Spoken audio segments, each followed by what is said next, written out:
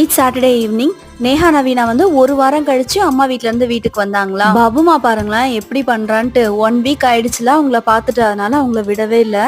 அப்பா தான் 2 பேரையும் கூட்டிட்டு வந்தாங்க. நேஹாவும் நவீனாவும் தாத்தா பாட்டி வீட்ல இருந்த எக்ஸ்பீரியன்ஸ், அதுக்கப்புறமா எங்கெல்லாம் போனோம், கோயிலுக்குலாம் போயிட்டு வந்திருக்காங்க போல, அதெல்லாம் வந்து ஷேர் பண்ணிட்டு இருந்தாங்களா. இந்த பபுமாவும் உட்காந்து கொஞ்ச நேரம் கதை கேட்டுட்டு இருந்தான். அப்பாவும் இருக்காங்களேன்னு சொல்லிட்டு கிரீன் சன்னா ஊற வச்சிருந்தேன். சன்னா மசாலா பண்ணிட்டு சப்பாத்தி போடலான்னு பார்த்தேன். அப்பா எனக்கு பசியே இல்லை, நைட்டு டின்னர் வேண்டான்ட்டாங்க. சரி, அதனால ரொம்ப லேட் ஆயிடுச்சா, அதனால தோசை ஊத்தி சன்னா மசாலா பண்ணிட்டேன் அன்னைக்கு.